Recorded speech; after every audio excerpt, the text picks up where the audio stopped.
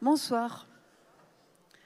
Bonsoir à toutes et à tous et bienvenue au Théâtre de la Concorde. Je me présente, je suis Elsa Boublil, directrice du Théâtre de la Concorde.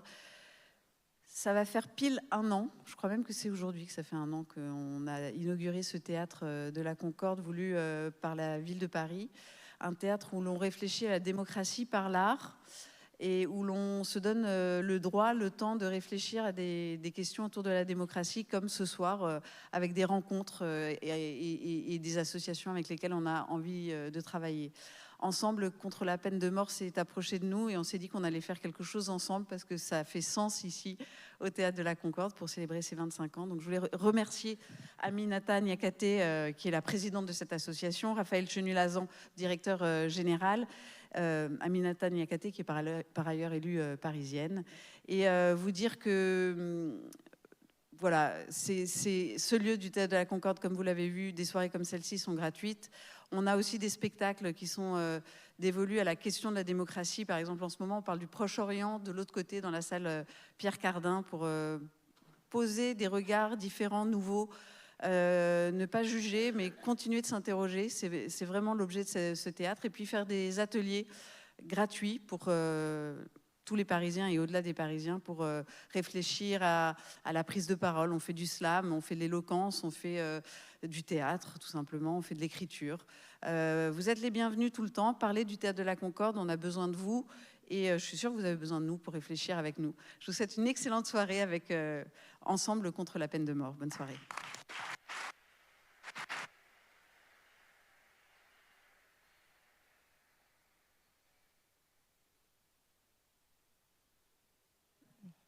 Mon micro? Excellent. Mesdames, messieurs, bonsoir.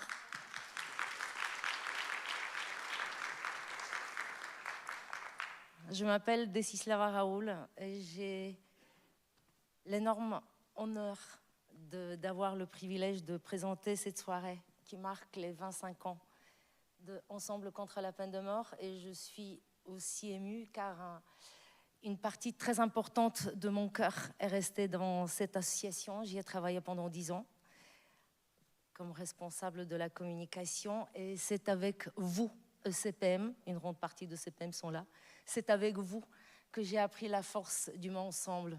Merci. Alors, 25 ans, quel bel âge.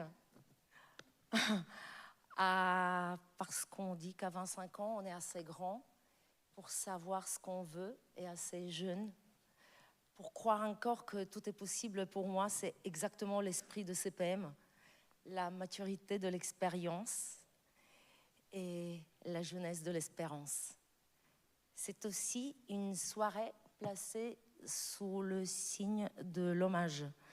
Celui rendu à une très grande figure qui a marqué l'histoire de France et qui a inspiré bien au-delà des frontières de la France, Robert Badinter.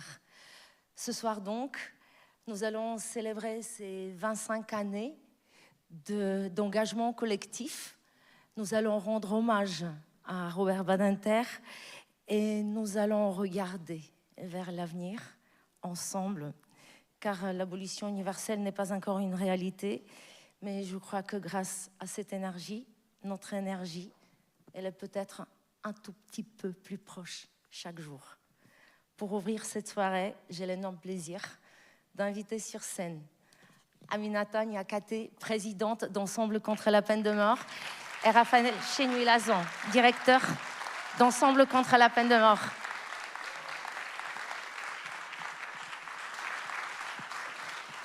Merci, merci Desi, merci. Et puis alors, je ne vous vois pas tous et toutes, mais je vous sens et je sens l'émotion qui monte en moi en devinant derrière ces lumières qui vous êtes.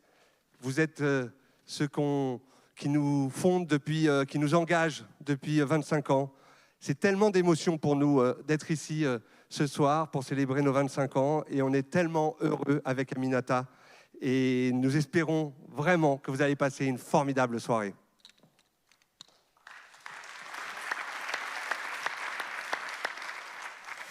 Chers amis abolitionnistes, Je suis également très émue d'être ici avec vous ce soir pour les 25 ans d'Ensemble contre la peine de mort.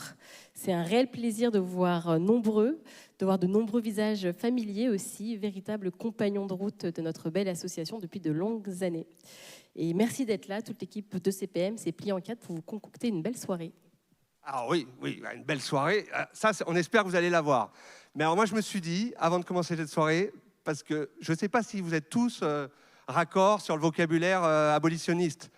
Déjà, quand on dit abolitionniste, vous êtes bien au clair, on parle de l'abolition de la peine de mort. Hein. C'est d'accord pour tout le monde. Parce qu'effectivement, le CPM, son mandat, c'est l'abolition universelle de la peine de mort. Universelle, c'est partout dans le monde, c'est ça notre mandat. Et puis, d'ailleurs, je voudrais vraiment remercier parce qu'il y en a certains qui viennent de partout du monde, ici, là, aujourd'hui. Il y en a qui viennent de RDC, de Malaisie, du Liban. Donc vraiment, il y a le monde qui est aussi présent ici. Et puis en termes de vocabulaire, parce qu'il faut un peu se remettre à jour, hein, pour certains, abolitionniste, il y a abolitionniste de fait, ça veut dire les pays qui ont aboli la peine de mort dans le droit. Vous allez entendre plein de fois ces mots, abolitionniste de fait, abolitionniste rétentionniste. Alors ça, c'est les méchants. Rétentionniste, c'est les pays qui n'ont pas aboli la peine de mort et qui continuent à utiliser la peine capitale. Et puis, il y a ceux qui sont les indécis, qui sont souvent notre cœur de cible, c'est-à-dire ceux qu'on va essayer de porter. Ce sont les pays en moratoire. Voilà 3 vocabulaires qui vont vous aider à comprendre cette soirée, enfin j'espère. Et moi, ce que j'avais envie de souligner ce soir, c'est que c'était incroyable le travail qu'avait fait ECPM en 25 ans. Cette petite association qui réunissait des personnes d'horizons très différents il y a 25 ans, déterminées à changer le monde, à sauver des vies avec très peu de moyens. Et de cette cause commune sont nées de belles amitiés et je suis immensément fière d'avoir croisé leur chemin. Et il y a 25 ans, peu de choses existaient pour porter le combat de l'abolition de la peine de mort. Et en un quart de siècle, ECPM a contribué à changer le paysage avec ses congrès mondiaux, avec la création et l'animation de la coalition mondiale contre la peine de mort, avec la journée mondiale contre la peine de mort, avec des batailles juridiques, avec des campagnes parfois audacieuses, parfois urgentes pour sauver des vies, et toujours cette conviction qu'aucun État ne devrait avoir le droit de tuer une personne au nom du peuple et d'appeler cela justice.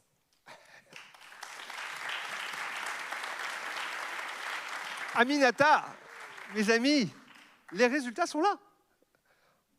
Depuis 1999, en 25 ans, depuis la création de CPM, en 2000, on comptait 77 pays abolitionnistes et 91 pays rétentionnistes. Je vous avais dit, hein, il fallait réviser le vocabulaire. Aujourd'hui, nous avons 122 États qui ont aboli la peine capitale, 29 observent un moratoire et seuls 47 continuent encore d'exécuter. Donc, l'abolition est un des rares des droits humains qui progressent de façon constante. 77% des États du monde n'exécutent plus. Vous vous rendez compte ? 77%. Et ça, cette victoire, c'est à vous que nous le devons. Mais attention, rien n'est jamais acquis. L'actualité le prouve malheureusement chaque jour. En Iran, les exécutions atteignent des sommets effroyables. On déplore à l'heure actuelle plus de 1000 exécutions en Iran en 2025, alors même que l'année n'est pas terminée. On y est exécuté pour homosexualité ou pour avoir participé à une manifestation à l'occasion du mouvement Femmes, Vie, Liberté. Aux États-Unis, les retours en arrière sont aussi très préoccupants. Alors oui, nous avons parcouru un chemin extraordinaire, mais le combat reste plus que jamais nécessaire, y compris dans certaines démocraties, y compris en France, où l'opinion publique peut tanguer et aspirer à la peine de mort sans un travail constant d'éducation. Mais ce soir, nous célébrons des victoires.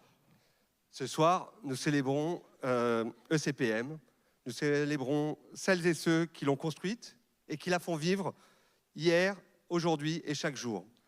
Mais ce soir, nous rendons aussi hommage à celui qui fut notre président d'honneur, celui qui fut mon ami aussi, Robert Badinter, que la France entière va célébrer la semaine prochaine par l'entrée au Panthéon de cette grande figure française de notre histoire contemporaine, qui a accompagné le CPM pendant ces 25 années, qui a été à notre côté depuis 25 ans.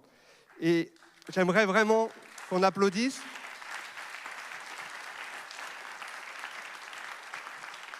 depuis que je suis arrivé à ECPM il y a 16 ans, la première des choses qu'on m'a dit, c'est il faut aller voir Robert Badinter.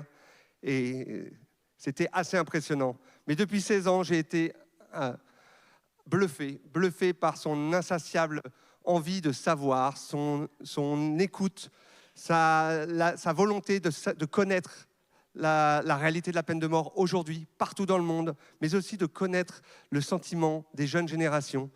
Il a été de tous nos combats et toujours nous continuerons à le célébrer.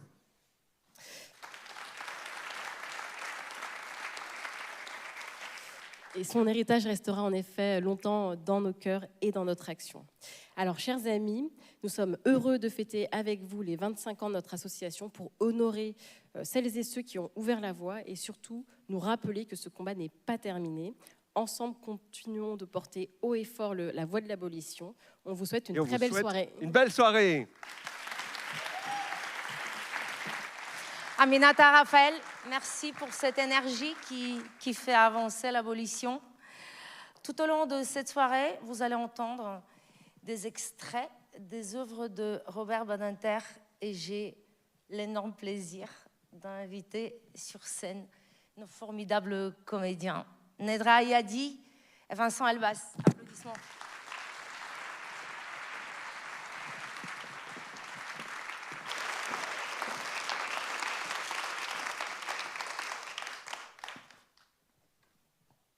Monsieur le Président, Mesdames, Messieurs Messieurs les les députés, j'ai l'honneur, l'honneur, au au nom nom du du gouvernement de la République, de demander à l'Assemblée nationale l'abolition de la peine de mort en France. En cet instant, dont chacun d'entre vous mesure la portée qu'il revêt pour notre justice et pour nous, je veux d'abord remercier la Commission des lois, parce qu'elle a compris l'esprit du projet qui lui était présenté, et plus particulièrement son rapporteur, M. Raymond Forny, non seulement parce qu'il est un homme de cœur et de talent, mais parce qu'il a lutté dans les années écoulées pour l'abolition. Au-delà de sa personne, et comme lui, je tiens à remercier tous ceux, quelle que soit leur appartenance politique, qui, au cours des années passées, notamment au sein des commissions des lois précédentes, ont également œuvré pour que l'abolition soit décidée avant même que n'intervienne le changement politique majeur que nous connaissons. Cette communion d'esprit, cette communauté de pensée à travers les clivages politiques montre bien que le débat qui est ouvert aujourd'hui devant vous est d'abord un débat de conscience et le choix auquel chacun d'entre vous procédera l'engagera personnellement. Raymond Forny a eu raison de souligner qu'une longue marche s'achève aujourd'hui. Près de 2 siècles se sont écoulés depuis que, dans la première assemblée parlementaire qu'ait connue la France, Lepelletier de Saint-Fargeau demandait l'abolition de la peine capitale. C'était en 1791. Je regarde la marche de la France. La France est grande, non seulement par sa puissance, mais au-delà de sa puissance, par l'éclat des idées, des causes, de la générosité qui l'ont emportée au moment privilégié de son histoire. La France est grande parce qu'elle a été la première en Europe à abolir la torture, malgré les esprits précautionneux qui, dans le pays, s'exclamaient à l'époque que sans la torture, la justice française serait désarmée, que sans la torture, les bons sujets seraient livrés aux scélérats. La France a été parmi les premiers pays du monde à abolir l'esclavage, ce crime qui déshonore encore l'humanité. Il se trouve que la France aura été, en dépit de tant d'efforts courageux, l'un des derniers pays, presque le dernier, et je baisse la voix pour le dire, en Europe occidentale, dont elle a été si souvent le foyer et le pôle, à abolir la peine de mort. Pourquoi ce retard? Voilà la première question qui se pose à nous. Ce n'est pas la faute du génie national, c'est de France, C'est de cette enceinte souvent que se sont levées les plus grandes voix, celles qui ont résonné le plus haut et le plus loin dans la conscience humaine, celles qui ont soutenu avec le plus d'éloquence la cause de l'abolition. Vous avez, fort justement, Monsieur Forny, rappelé Hugo. J'y ajouterai parmi les écrivains Camus. Comment, dans cette enceinte, ne pas penser aussi à Gambetta, à Clémenceau et surtout au grand Jaurès? Tous se sont levés. Tous ont soutenu la cause de l'abolition. Alors, pourquoi le silence a-t-il persisté et pourquoi n'avons-nous pu nous abolir? Je ne pense pas non plus que ce soit à cause du tempérament national. La France, les Français ne sont certes pas plus répressifs, moins humains que les autres peuples. Je le sais par expérience.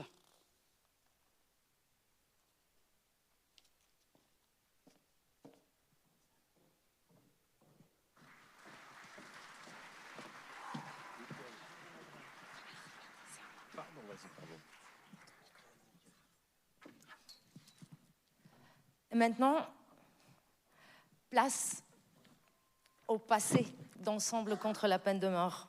Mesdames et messieurs, j'ai l'énorme plaisir de vous présenter 4 personnes dont le parcours illustre parfaitement le mot que je vous ai dit au début, ensemble. J'invite sur scène Olivier Deschaux, l'un des fondateurs d'Ensemble contre la peine de mort.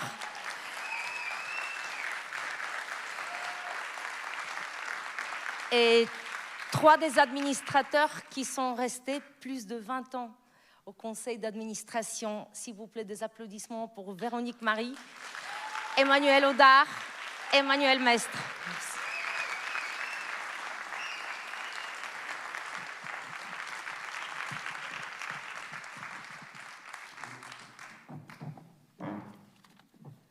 Je me demande, Olivier, ce que tu t'imaginais, ce que tu espérais il y a 25 ans, à la naissance de CPM. Raconte-nous le début. Alors, le début. J'ai rencontré Michel Taube, qui faisait un stage dans une maison d'édition où je travaillais. Et on est arrivé rapidement à avoir l'envie de monter une maison d'édition. Donc, on a monté une maison d'édition pour rééditer des pamphlets et éditer des livres sur des sujets d'actualité. Au bout d'un certain temps, en 2000, il a décidé d'écrire un livre avec Benjamin Ménachet sur la peine de mort aux États-Unis, qui s'appelait « Lettre ouverte aux Américains pour l'abolition de la peine de mort ». C'était bien, on avait fait un livre de plus, mais on s'est dit à ce moment-là que c'était très bien de faire autre chose. Donc on s'est décidé à lancer une pétition. On a été soutenu par différents organes de presse, Télérama, Marie-Claire et d'autres. Et à notre grande surprise, ça a réuni 500 000 signatures. Donc on s'est dit, bon, ok, qu'est-ce qu'on fait maintenant? Donc on a déposé ces sacs de pétitions et ces signatures avec l'aide de Catherine Deneuve à l'ambassade des États-Unis. Et puis, bon, c'était très bien. Et on s'est dit, bon, qu'est-ce qu'on fait maintenant? Donc on s'est dit, faut peut-être essayer de voir dans ce domaine-là qu'est-ce qui est possible de faire. Et on a dit, bon, peut-être faire un rassemblement de toutes les forces abolitionnistes qui existent, c'est-à-dire les politiques, les ONG et le grand public. Donc on a organisé le premier congrès mondial contre la peine de mort à Strasbourg. Et donc là, on a été accueillis par le Conseil de l'Europe. Il y a eu plusieurs centaines de personnes qui sont venues. On a structuré les choses comme on a structuré les congrès par la suite, c'est-à-dire des politiques, des ONG, des moments culturels, et une grande manifestation à la fin du congrès. Le dernier moment du congrès, avant la manifestation, c'était la cérémonie de clôture. On a même réussi à terminer le congrès dans l'hémicycle du Parlement européen, et c'est la première fois qu'une ONG, que la société civile rentrait dans le Parlement. Ça s'est décidé le matin même, dans des négociations de bout de ficelle à la dernière minute. Et lors de ce congrès, il y a eu, pour nous, la première fois que Robert Badinter est intervenu pour ECPM. Voilà. Emmanuel, je crains que ça prendra des mois si je te demandais les moments les plus forts, tes moments les plus forts avec ECPM. Raconte-nous, s'il te plaît, comment se sont organisées ces premières années. Ces premières années, juste après le congrès, comme dit Olivier, on s'est dit, bon, qu'est-ce qu'on fait maintenant? C'est un peu le leitmotiv de l'association, avec tout ça. Qu'est-ce qu'on fait maintenant? Alors, qu'est-ce qu'on fait maintenant immédiatement après le congrès? C'était un moment, un mélange d'enthousiasme et de retour à la réalité. Retour à la réalité un peu difficile parce qu'on était parti sur les chapeaux de roue. L'association s'était développée et on se retrouvait, on va dire, en fragilité financière, effectivement, tout de suite après ce congrès.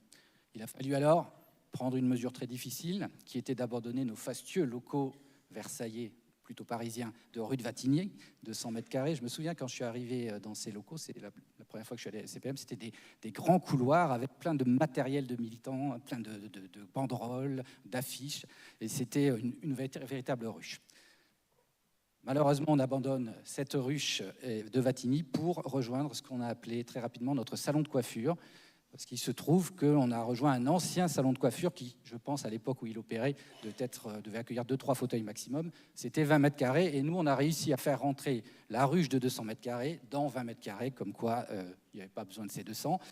On était 5-6 postes. Et puis, on avait avec nous la photocopieuse et le fax, qui est un outil indispensable. Et de là, on a pu lancer des actions qui, aujourd'hui, existent encore, nos actions auprès du grand public, avec la fête de l'humain, avec la Gay Pride, mais aussi le 2e congrès mondial contre la peine de mort de Montréal, le 3e de Paris et le secrétariat exécutif de la coalition mondiale contre la peine de mort. En parallèle à tout ça, ce qui a vraiment structuré l'association, ça a été la mise en place d'un nouveau conseil d'administration consolidé, et je vous laisse avec Véronique pour ce cliffhanger de suspense. Oui, moi, ce que j'ajouterais, c'est qu'effectivement, ça a été une période de consolidation de la structure associative, donc beaucoup plus prosaïquement, donc avec d'abord un assainissement des fonds qui a été en partie possible grâce à une reconnaissance institutionnelle précoce, puisque malgré nos difficultés, dès 2003, Matignon, le ministère des Affaires étrangères nous octroyait des subventions qui ont maintenu la tête hors de l'eau. Et puis aussi une période de structuration, comme disait Emmanuel, puisqu'il y a eu la constitution à partir de 2004 d'un conseil d'administration avec des bénévoles très engagés et qui ont vraiment tous travaillé à ce que l'association devienne une structure solide. Donc du coup, ce que je dirais, c'est qu'aujourd'hui, ECPM, en fait, est quand même vraiment l'héritier de cette période, en allant de Strasbourg, 2001, et où Olivier le disait, avec les différentes structures d'action qu'on a à ECPM, jusqu'à Paris 2007, qui a pu vraiment s'appuyer sur des bases solides et qui a été le lancement du développement qu'on connaît et qui a abouti à ECPM aujourd'hui. Mais pour dire comme Emmanuel, il ne faut jamais oublier quand même que c'est parti d'un 20 mètres carrés sans toilette. Oh, vous êtes d'eau et vous ne voyez pas les images qui défilent, mais derrière, de temps en temps, on nous voit tous tout jeunes. Emmanuel Oudard, pour toi, la question la plus difficile. Tu dois faire des choix. Tes moments les plus forts avec ECPM, à toi. Alors, un moment marquant, en tout cas pour moi, un des principaux, c'est ma première participation au premier conseil d'administration. À l'époque, on était hébergé par un cabinet d'avocats, celui de M. Éric Bernard. Dans la salle de réunion, autour de la table, il y avait des avocats, un étudiant, une fonctionnaire de la Commission européenne, un journaliste, un graphiste, une chercheuse en pharmacie, et moi qui dirigeais une petite entreprise de communication événementielle. On avait des opinions politiques différentes, voire même des fois opposées, des âges différents, mais ce qui nous réunissait, c'est vraiment la lutte ensemble pour l'abolition universelle de la peine de mort. Véro, Emmanuel, Olivier. Là, on va faire dans le sens inverse. Un mot, s'il vous plaît, pour décrire votre expérience à ECPM, pour qualifier votre expérience à ECPM. Un mot, un seul. Emmanuel.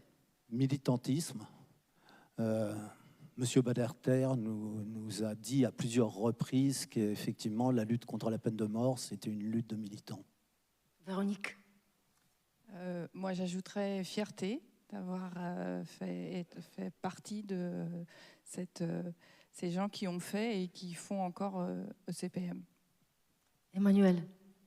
Je dirais émerveillement.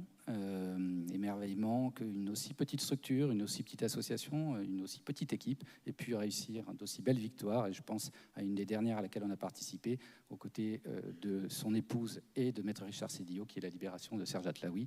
Voilà, tout ça m'émerveille encore. Olivier. Alors moi je dirais pérennité parce qu'on a réussi, c'était pérennité le mot, je ne suis pas sûr qu'il soit passé dans le micro. On a réussi à ce que cette association continue parce qu'on a renouvelé le CA, on a une équipe qui est là depuis longtemps et qui tient les rênes. Il y a des bénévoles, il y a une équipe de salariés qui se renouvelle et qui travaille. Mais je dirais aussi malheureusement pérennité parce que ça continue alors qu'on aurait préféré que ça s'arrête. Mais je vais aussi dire un dernier mot qui est le mot ensemble parce que je pense que voilà, c'est un peu l'association quand même. Merci énormément de vos témoignages, de vos interventions qui nous aident à mesurer le chemin parcouru et peut-être celui qui nous reste à accomplir. C'est à vous les applaudissements. Merci.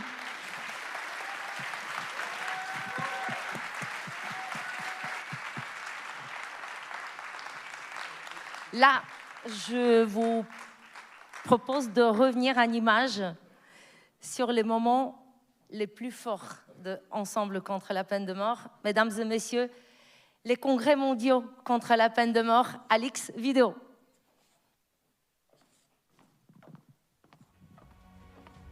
La cause de l'abolition ne cessera de progresser jusqu'à sa totale victoire parce qu'elle est celle de l'humanité et aussi celle de la justice.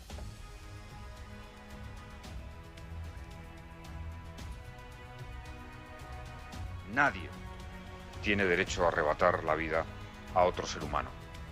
Absolutamente nadie. Trabajemos por esta causa.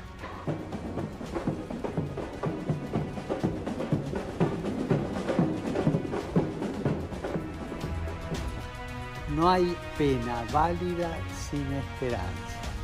Una pena clausurada en sí misma, que no dé lugar a la esperanza, es una tortura. We believe that a state should never dispose of the life of a human being. We believe that the response to a crime must never be another crime. And we believe in justice, not in revenge. We need these discussions. We need this Congress and the dedication of all of you to walk ahead together on the path of humanity. It has helped us to heal, and also you have connected us to the world.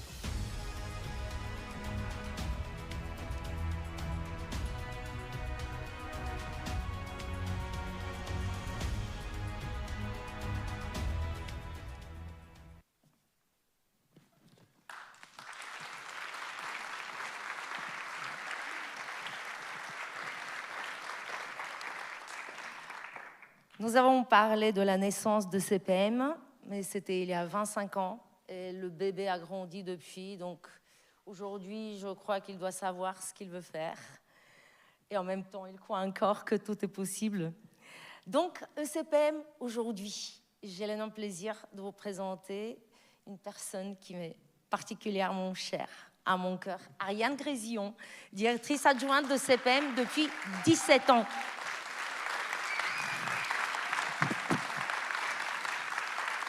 Merci beaucoup, Desislava. C'est très émouvant. L'association, quand je suis arrivée, avait déjà bien grandi et tu étais là, avec nous, en charge de la communication. Et je me suis toujours demandé, mais pourquoi toi, tu avais rejoint le CPM? Là, on revient vraiment en arrière. C'était en 2007, au moment le plus fort de la campagne de mobilisation pour les infirmières bulgares et le médecin palestinien condamné à mort en Libye. Et moi, en tant que journaliste bulgare qui venait d'arriver en France, je devais rencontrer tous les acteurs qui s'étaient mobilisés pour pour leur libération. Et en premier, j'ai rencontré ECPM. Et quelques jours plus tard, c'était juste quelques jours avant le congrès mondial contre la peine de mort à Paris en 2007, ECPM m'a appelé juste pour me demander si je pouvais les aider un tout petit peu, mais vraiment un tout petit peu, quelques jours pour la communication du congrès. Et comme ça, je suis venue à ECPM pour 2 semaines et je suis restée 10 ans. Et je suis restée 10 ans parce qu'il y avait des histoires incroyables. Là, il n'y a pas de lumière, je ne vous vois pas tous, mais il y avait Antoinette Chahine au Liban, il y avait Sandrine Ajor, je ne sais pas si elle est là. Elle est là, Sandrine, cœur pour toi. Et Hank Skinner, bien sûr, Sabine et Serge Atlaoui. Et le point commun de toutes ces histoires, c'est Ensemble contre la peine de mort. Et j'ai une pensée aussi pour Moumia Abou Jamal et tous ces militants qui, tous les mercredis, se rejoignent à 2 pas de la Concorde depuis 40 ans pour sa libération. Une des premières actions qu'on a fait ensemble, Desi, c'est aussi la campagne Our Body. Our Body, c'est des corps de condamnés à mort chinois exposés un peu partout dans le monde et à Paris, que ECPM et Solidarité Chine ont fait interdire.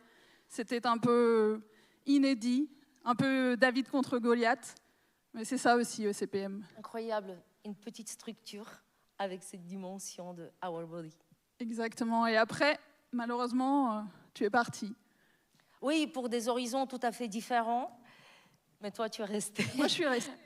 Ouais. Je suis restée. Et qu'est-ce qui te tient à la direction de 17 ans? Qu'est-ce qui me tient 17 ans? Je crois, avant tout, très profondément, c'est des textes d'Albert Camus qui résonnent en moi tous les jours et un débat en classe de 3e qui m'avait particulièrement marqué à vie. Mais tu sais, Desi, j'ai le grand plaisir, je vais te présenter quelqu'un. Elle s'appelle Jade. Et elle aussi, elle a construit son militantisme toute jeune sur les bancs de l'école, voire même, je dirais, en dehors des bancs de l'école. Jeanne. Allons-y.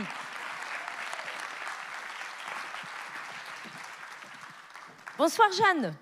Bonsoir. Alors, est-ce que c'est vrai que tu étais encore au lycée et tu étais déjà une militante? Est-ce que c'est vrai que tu séchais même les cours en fait pour ça? Oui, tout à fait. Alors, ça a même commencé avant. J'étais intéressée par les droits humains depuis très jeune. J'avais fait même un stage de 3e où j'ai découvert l'éducation au droit et je me suis dit, waouh, ça c'est ce que je veux faire.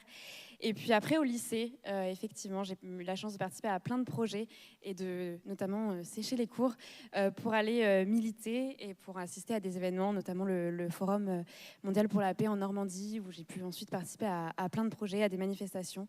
Puis ça a continué à l'université, où j'ai pu participer à l'Université de la Paix qui avait été co-organisée avec Ensemble contre la peine de mort. Et c'est comme ça que j'ai d'abord connu l'association en 2022 et où j'ai découvert le sujet de l'abolition de la peine de mort, la situation. Ça m'a bouleversée. Et puis, en tant que juriste, je me suis dit qu'il manquait des textes, de la protection. Enfin voilà, ça m'a beaucoup marqué. Et j'ai eu la chance d'assister au Congrès mondial à Berlin ensuite. Et puis finalement, à la fin de mes études, j'avais toujours ce sujet en tête. Et donc j'ai fait mon service civique Ensemble contre la peine de mort. Et maintenant, je suis salariée, chargée de projet éducation. Et c'est moi maintenant qui vais dans les établissements scolaires. Donc la boucle est bouclée. C'est moi qui vais dans les lycées. Donc c'est à toi, en première personne, tu les vois, tous ces jeunes. Comment sont les jeunes en France? Pour, contre? Ils te disent quoi? Ils sont comment? Est-ce qu'ils sont vrais? Qu'est-ce qu'ils te disent? Alors, les jeunes sont très partagés, comme la société, mais dès qu'on leur parle, c'est quand même un sujet qui les touche. Et donc, ils sont investis, ils prennent la parole beaucoup. Et puis, c'est notamment parce que les actions du programme Éduquer sont faites pour accueillir cette parole, pour qu'ils puissent la partager, pour que les jeunes puissent s'exprimer sur cette question. Et quand je dis les jeunes, alors effectivement, on pense beaucoup aux jeunes dans les collèges, dans les lycées dans lesquels on va, qui représentent une grosse partie de nos interventions, mais on a à cœur aussi des publics avec moins d'opportunités, notamment les jeunes sous main de justice, pour que toutes et tous, finalement, quel que soit le parcours, puissent devenir des acteurs et actrices autonomes sur le sujet de l'abolition de la peine de mort. Et c'est pour ça qu'on aborde évidemment les arguments abolitionnistes, la situation dans le monde qui les touche, mais aussi des éléments beaucoup plus transversaux, comme le concept de justice, qui leur parle vraiment beaucoup, et puis des compétences transversales comme l'écoute, l'empathie, l'analyse, pour que toutes et tous puissent s'emparer de ce sujet et faire partie du mouvement abolitionniste, alors à différentes étapes et à différents stades.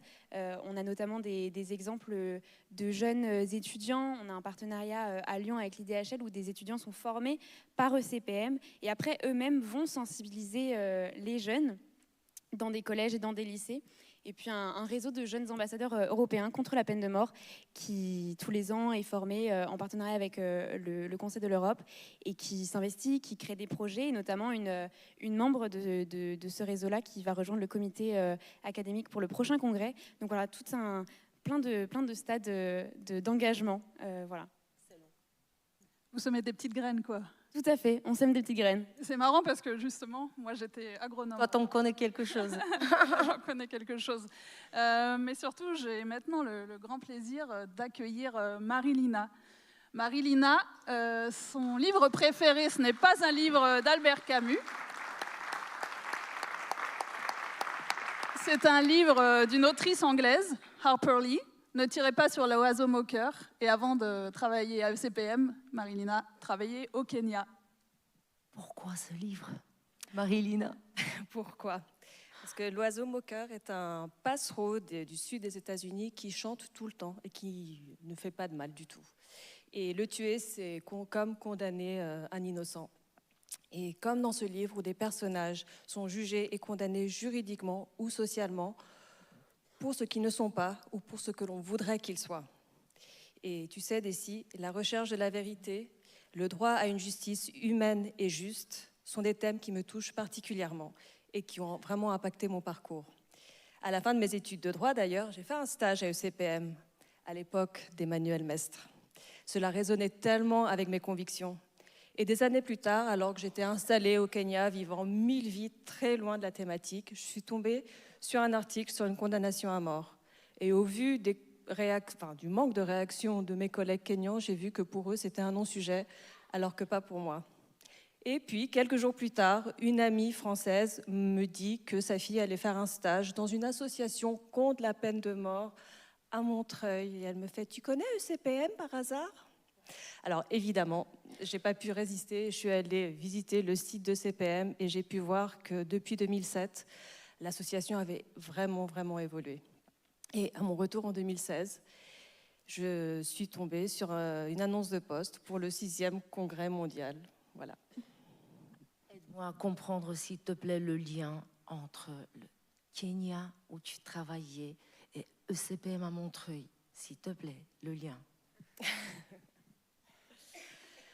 Écoute, on travaille, je travaillais au Kenya et on continue à travailler au Kenya. ECPM continue à travailler au Kenya et travaille aussi dans près de 15 pays situés sur 3 régions différentes qui sont l'Afrique du Nord et le Moyen-Orient, l'Afrique subsaharienne et l'Asie du Sud-Est. Et nous en avons accompagné des avancées depuis 25 ans.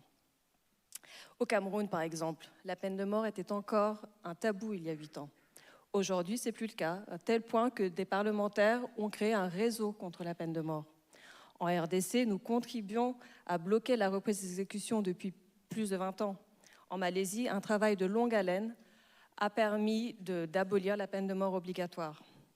Le rapport Iran, publié annuellement depuis 2012, est devenu désormais une source d'information incontournable sur l'application de la peine de mort dans le pays. Et enfin, je peux aussi citer le cas du Maroc, où depuis 20 ans, ECPM a accompagné des évolutions substantielles. Par exemple, cette année, la loi impose désormais l'unanimité des juges pour prononcer une condamnation à mort. Cependant, tout cela, et bien plus encore, n'aurait jamais été possible sans les extraordinaires partenaires locaux de CPM, qui se battent jour après jour pour l'abolition de la peine de mort dans leur pays, et ce, vraiment au risque de leur propre sécurité. C'est ensemble que nous avons réussi à faire de la peine de mort un sujet incontournable aussi bien au niveau national qu'international.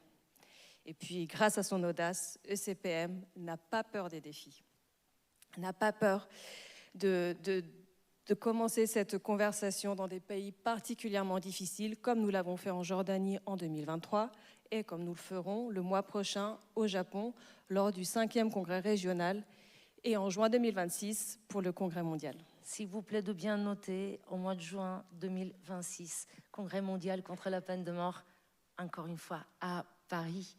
Les filles, je ne vous laisse pas partir comme ça. On fera comme avec les anciens administrateurs. Un seul mot. Vos valeurs ECPM. Marie-Hélène. L'engagement.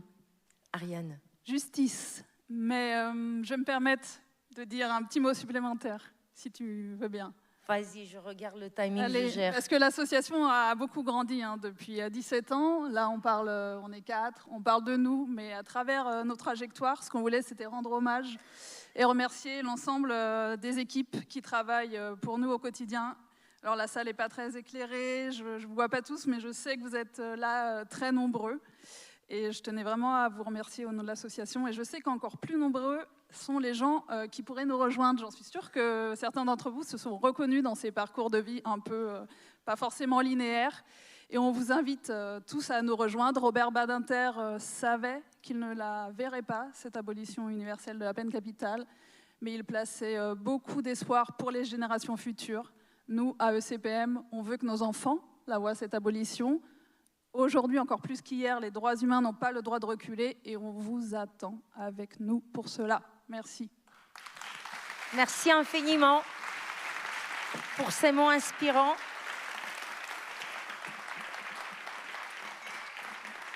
Et là, un moment très important parce que ECPM est ECPM grâce aussi à ses partenaires. Mes applaudissements d'ailleurs vont pour Alix qui est à la régie. Alix, s'il te plaît, vidéo partenaire de CPM.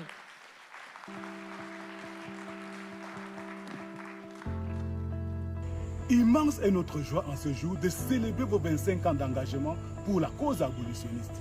En 2011, lorsque nous faisions la connaissance de ECPM, la question de l'abolition de la peine de mort était encore un sujet tabou au Cameroun. C'est un plaidoyer efficace au niveau international, régional et national. En tout cas, permet à nos organisations et à nos jeunes organisations davantage de s'outiller et de s'outiller davantage afin de faire face à cette problématique tant sociale que religieuse. Together with ECPM, we have provided legal assistance, organized training for more than 400 lawyers across different regions in Indonesia, and documented the progress of death penalty abolition in Indonesia each year through our annual report.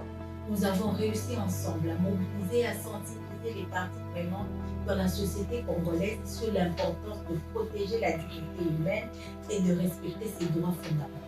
C'est une relation et un partage des mêmes idéaux, des mêmes valeurs, des relations d'amitié, de confiance et de respect mutuel. Grâce au soutien de ECPM et de son expertise sur la question, le plaidoyer pour l'abolition de la peine de mort a produit des résultats encourageants. Le sujet de la peine de mort est dans l'espace public. ECPM, c'est le porte-étendard des associations abolitionnistes telles que le RACOPEM. ECPM, c'est le flambeau qui maintient allumée cette flamme abolitionniste à travers le monde.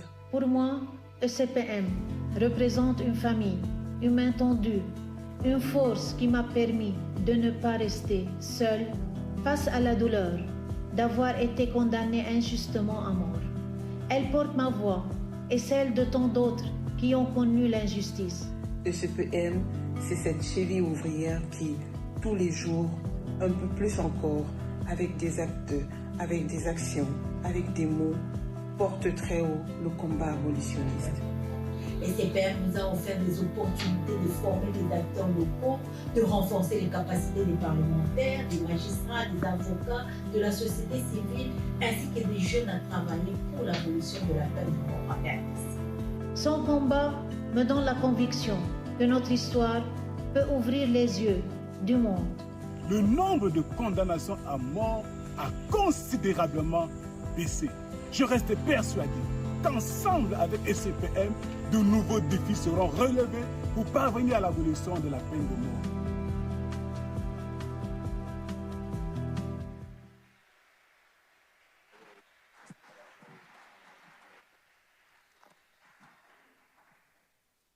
Nous sommes arrivés devant la maison. Il faisait encore nuit. Le concierge nous attendait dans un Grand état d'excitation. Des journalistes avaient essayé de pénétrer dans l'immeuble. Ils voulaient à tout prix s'assurer que je ne me trouvais pas chez moi. Car mon absence, à cette heure, signifiait la mort de Bontemps. Dans l'appartement, les lumières étaient demeurées allumées, tout était silencieux. Je suis allé à la cuisine. La théière, les tasses étaient encore sur la table. Nous nous sommes assis, ma femme et moi, l'un en face de l'autre, comme tout à l'heure. Nous sommes restés là, tous les deux, sans rien dire. J'ai pensé que demain matin, je n'irais pas faire court. J'ai rectifié intérieurement. Non, ce matin. J'ai regardé l'heure, il était 6 heures passées. Hier, à la même heure, Bontemps dormait sans doute. Son angoisse de la nuit était achevée, aujourd'hui aussi, et pour toujours. Bontemps était mort. J'avais vu Bontemps aller à sa mort. J'avais vu mourir un homme que j'avais défendu. Plus jamais je ne pourrais faire quoi que ce soit pour le défendre encore. On ne plaide pas pour un mort. L'avocat d'un mort, c'est un homme qui se souvient, voilà tout. La guillotine rend tout dérisoire. Il n'y a pas de révision possible, pas de grâce possible, pas de libération possible pour le décapiter. Je ne pouvais plus rien pour Bontemps. C'était la vérité nue, la seule de cette nuit. Quel était donc le sens de tout ce qui s'était passé, de tout ce que nous avons fait ou voulu faire pour lui, nous, ses avocats? Je regardais mon image dans la glace, ce n'était pas là que s'inscrivait la réponse.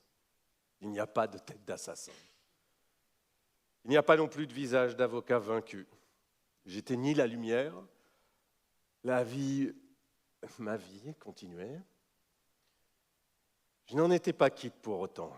Cette nuit-là, je le savais maintenant, ne s'achèverait pas à l'aube.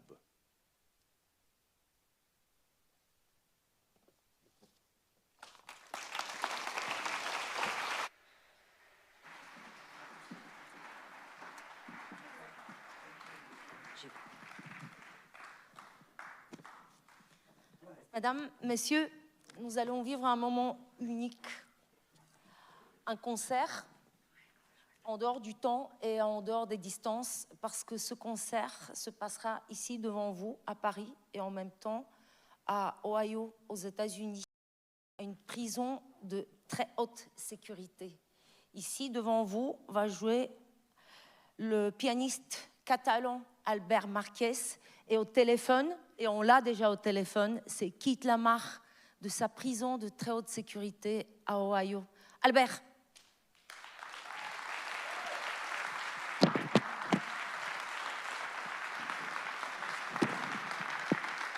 me présentes aussi ton saxophoniste. Ouais, j'ai dit, ouais. Keith Lamar, il est au téléphone. Il est au téléphone, il vous entend. Keith is for you.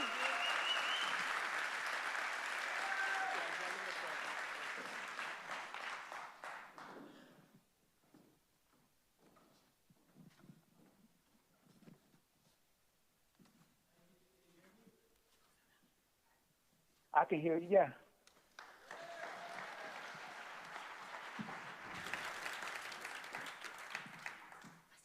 First piece is The Journey. We have Kaz here with us.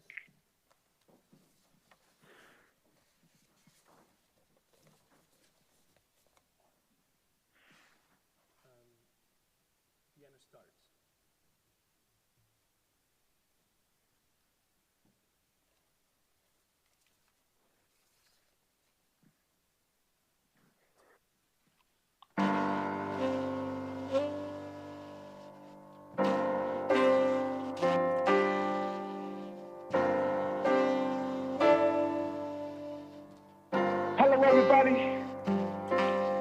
My name is Keith Lamar, and I'm joined here in collaboration with some amazing musicians out of New York City.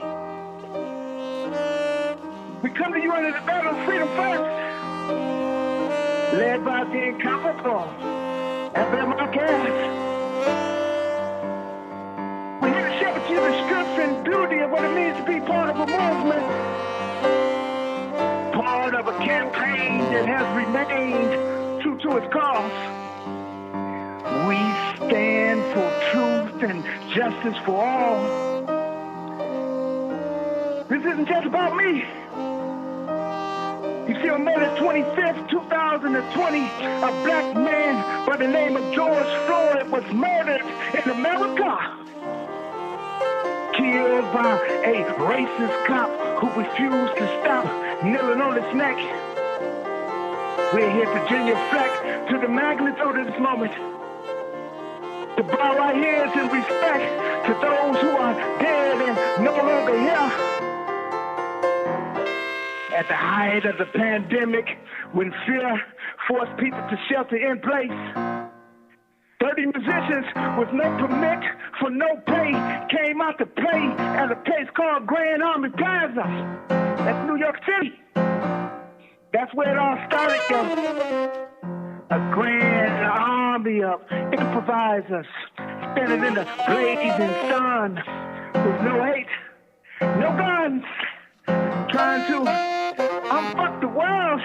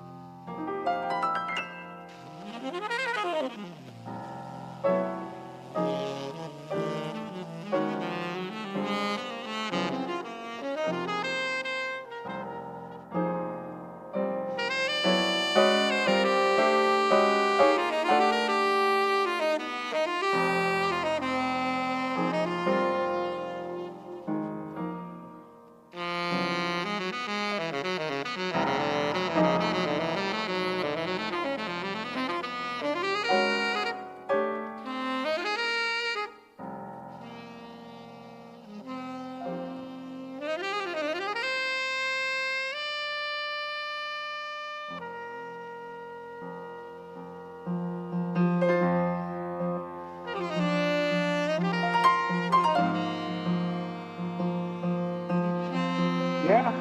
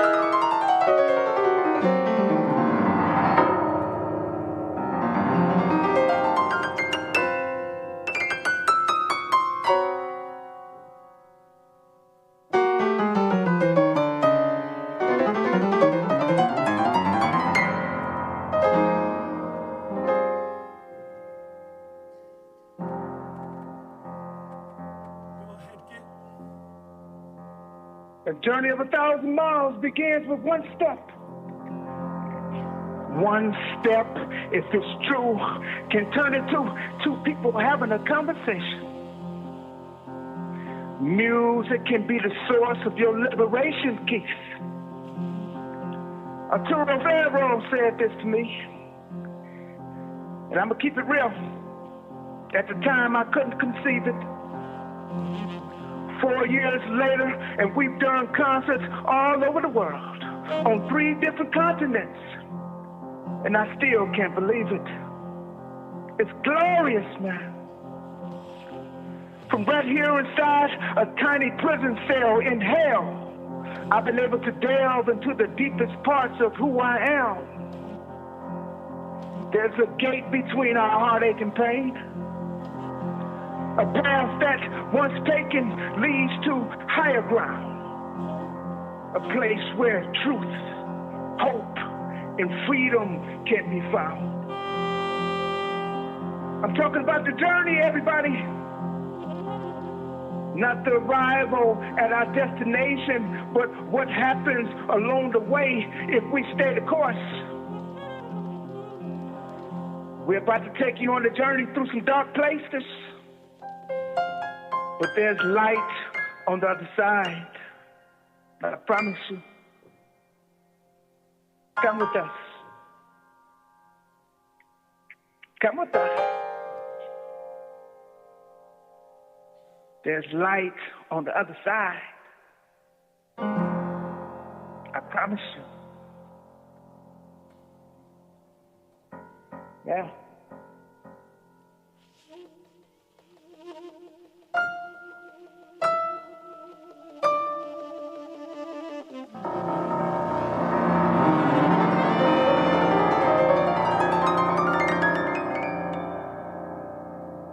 There's light on the other side. I promise you.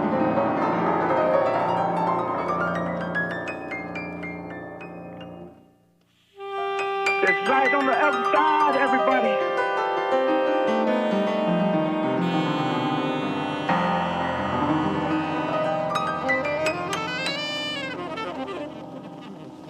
Even in our darkest moments, there's light on the other side. I promise you. Yeah. Thank you. Yeah, please sit down to the audience and I'll translate. Let me get a microphone. Say what?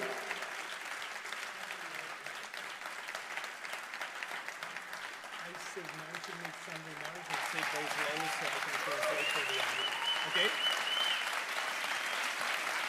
Okay. Can you read from your phone? I can hear you perfectly. Hello, everybody. Thanks so much for the applause. It really means a lot. Bonjour à tout le monde. Merci pour être ici aujourd'hui. As before, when we met several years ago in Germany, On s'est connus il y a 3 ans à Berlin, si vous étiez avec ECPM il y a 3 ans à Berlin. I want to say once again what a true honor it is to be included in this great gathering of conscientious people. C'est un honneur d'être ici avec vous, avec des gens de conscience. Est-ce que je peux avoir Kid ici? Go ahead, Kid, go ahead. We're brought here to pay homage to the legacy of the late Robert Banneker. We're here to on est ici pour faire un hommage à Badentier, au ministre. Now, I have to admit that I only recently learned about Robert's legacy and his crowning achievement of having the death penalty abolished here in France. Je dois reconnaître que j'ai connu son œuvre récemment pour abolir la peine de mort en France. It seems like a long time ago, 1981. Il ressemble que ça fait longtemps, de 1991. I was 12 years old then. Il avait 12 ans, il dit, j'avais 12 ans. And I can assure you that the first thing on my mind was the death penalty. Et pendant ce temps-là, je ne pensais pas à la peine de mort. I wouldn't even have known what it was, Je ne to savais be pas, honest. honnêtement, je ne savais pas qu'est-ce que c'était. The idea that the government could legally kill someone. L'idée que l'État peut tuer quelqu'un légalement would have been incomprehensible to me. Je n'aurais pu pas comprendre ça. The tragic thing in today's world La chose tragique aujourd'hui dans ce monde, is that grown-ups sit back and pretend not to comprehend what's being done in their names. C'est que il y a des adultes aussi qui ne sont même pas conscients que ça s'est fait dans son nom. But we know what's happening in Palestine, On sait qu'est-ce qui se passe en Palestine, in Ukraine, en Ukraine, the Sudan, ou au Soudan. Le Soudan. but we pretend to forget what we have learned about weeds. Sorry, kid, can you repeat that sentence? I said we forget to remember what we have learned about weeds, the things that grow out of the ground. Et on a oublié the weeds, the plant. Les mauvaises herbes. Yeah. Mhm. How weeds operate to deprive us of the beauty in the world.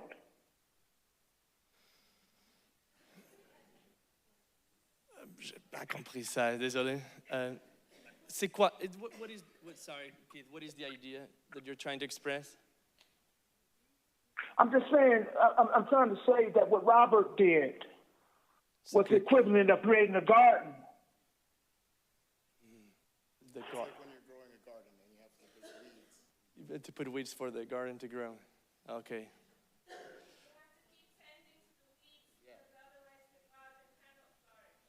Ouais. Le jardin ne peut pas continuer à naître, à grandir, si tu ne plantes premièrement les graines. Well, that's not easy, kid. I'm not a translator. We're doing great, though. We're doing great. How are we doing with the subtitles? Thank you. Thank you. Yeah. Go ahead, kid. Go ahead. We got this.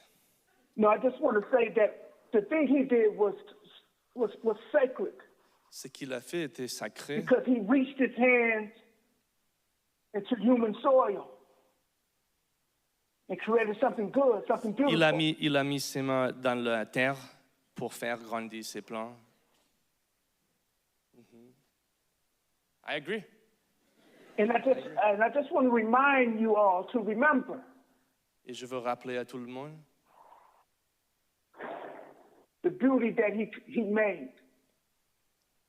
Son devoir. And to understand that we have to pull the weeds Était de faire grandir in ses order to plants protect. pour achever vision. les buts. Oui. I hope that makes sense. Ils disent, j'espère que vous comprenez ce que je suis en train de dire. We do. We kind of do. Yes, kid, we do. Thanks so much, everybody. Thanks so much. Merci beaucoup. How are we doing with the subtitles there down there? No? Not connecting? Okay. And can we have the video later? Yeah. Okay. We're going to continue. The next piece is tell them the truth. I have to call back, Abia. Call back, kid. Call back. Call back. Thank you for using GTL.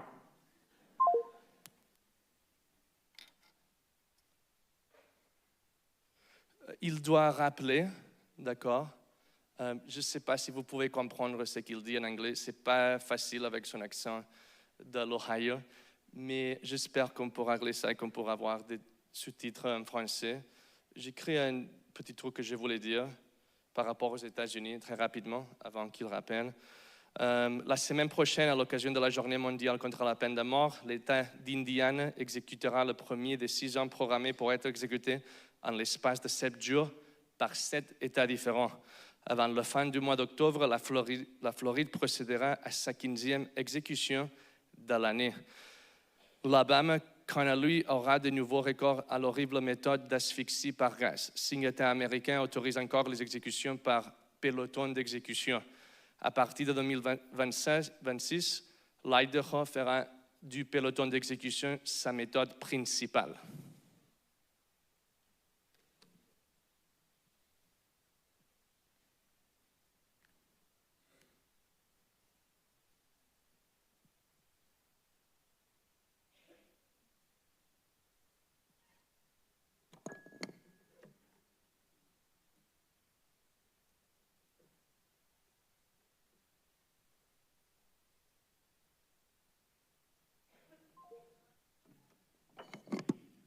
va rappeler.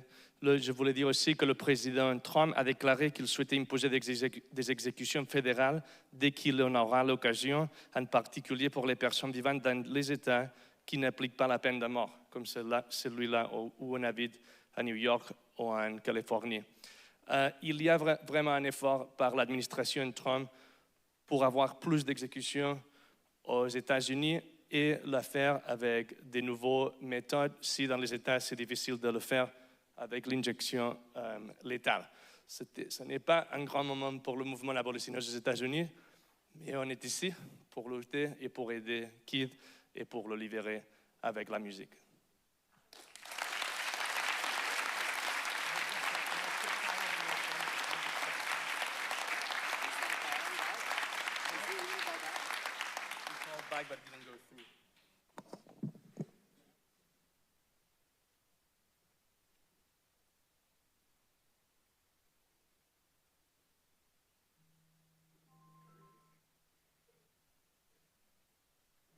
Hello. This is a prepaid debit call from Keith. An inmate at the Ohio State Penitentiary. To accept this call, press 0. To refuse this call, hang up or press. This call is from a DRC correctional facility and is subject to monitoring and recording. Utilization of an unapproved application and three-way calls to communicate are strictly prohibited and a violation of DRC policy. Thank you for using GTL. Thank you for using GTL.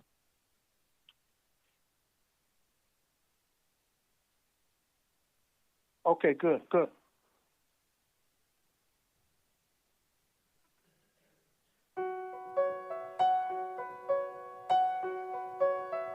Whenever I think about all the struggles and strife I've been through in my life, it's truly hard to comprehend.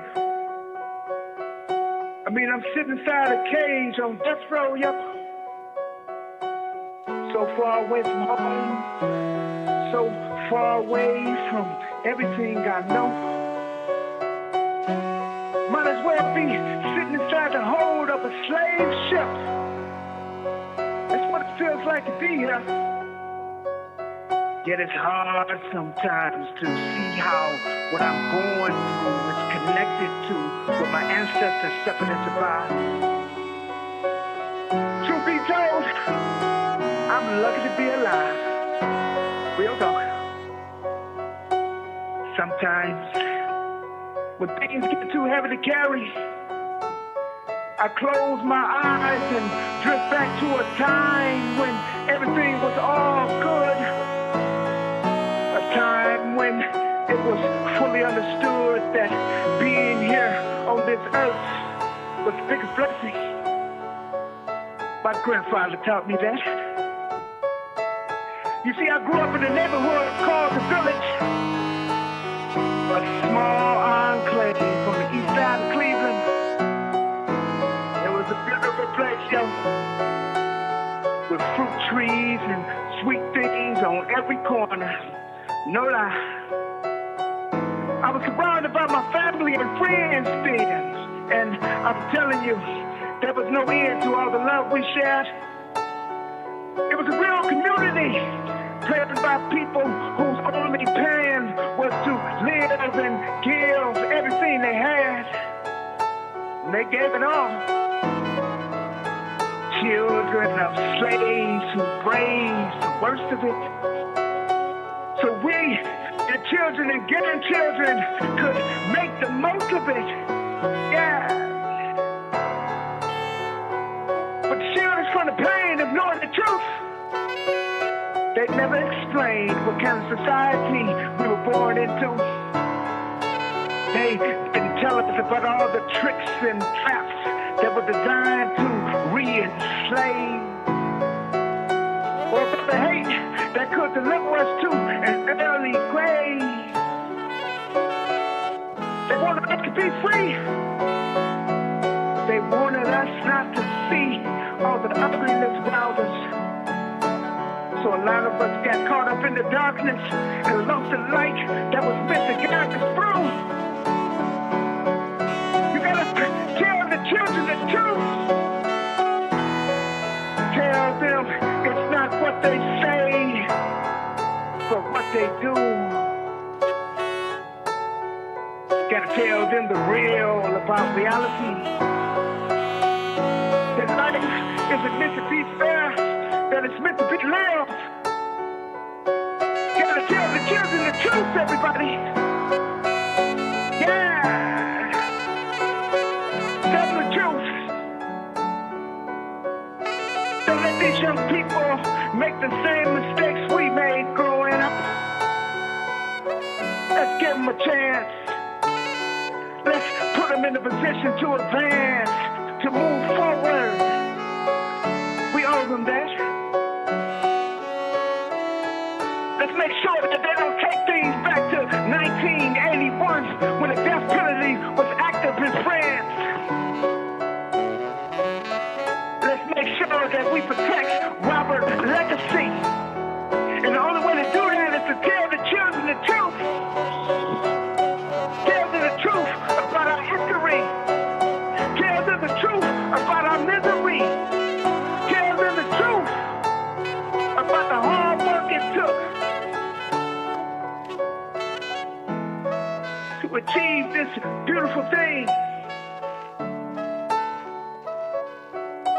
If you can abolish the death penalty in France, we can abolish the death penalty in America. But we can only do that if we tell the truth. Tell them the truth. Yeah.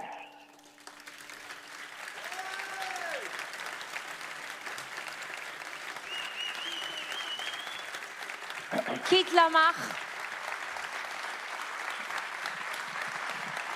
Lamar du couloir de la mort à Ohio, Albert Marquez et Kazem DeGeorge qui sont venus spécialement pour vous pour cette soirée.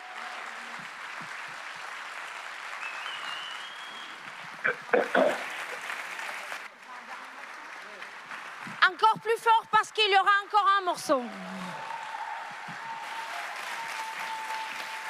Everyone needs translation. Wait, 1 second, Keith. Amy, can we do On Living? Let's do On Living with him.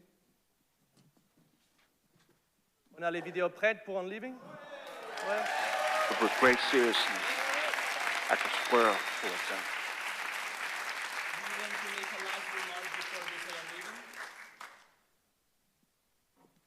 No, I just want to say it's an honor to be here. Je voulais dire que c'est une honneur d'être It aujourd'hui truly avec is. vous. C'est vraiment une honneur. Thanks so much, everybody. Merci beaucoup à tout le monde. I'm unplugging the phone, Keith.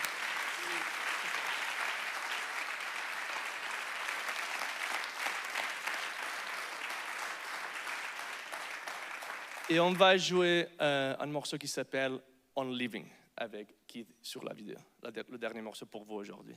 Merci à tout le monde. Kazem DeGeorge au saxophone. Merci à ECPM pour nous inviter. Merci beaucoup.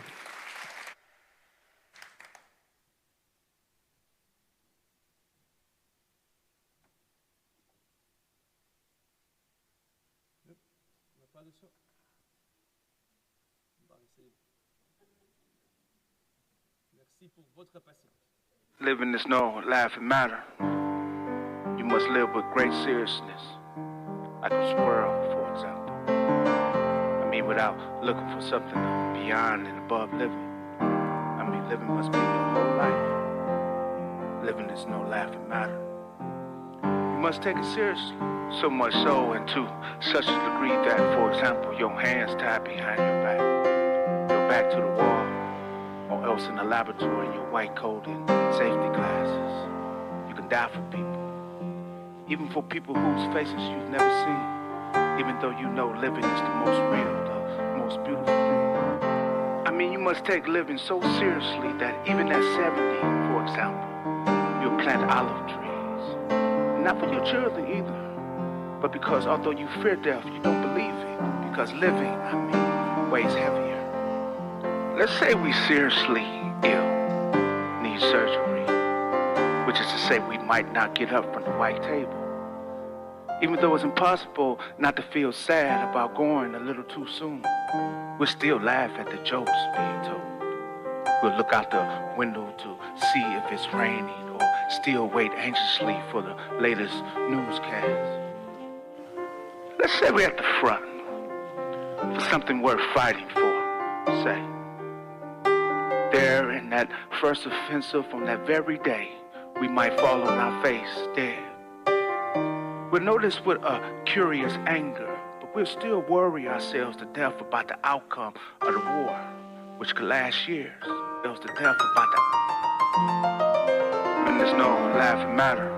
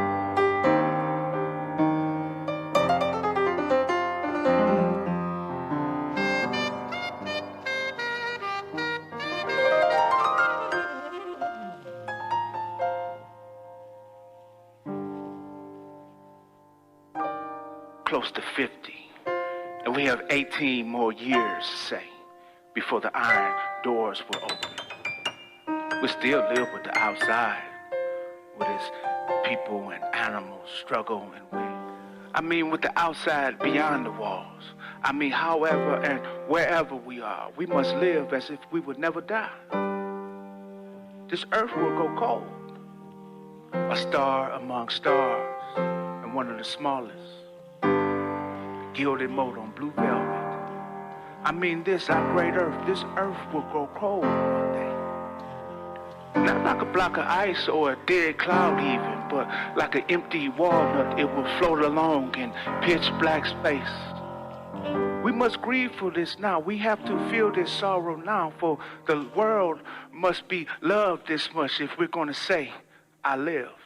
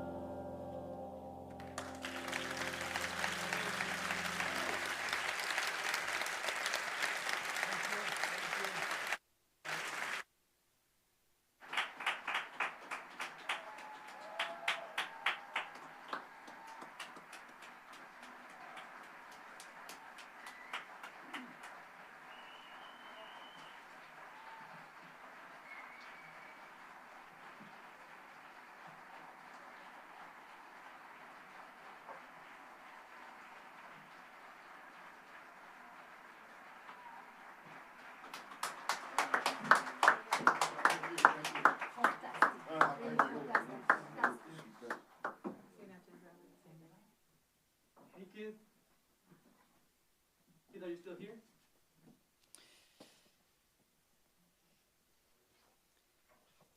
Je suivis le surveillant jusqu'au quartier éloigné où Patrick Henry était en sécurité.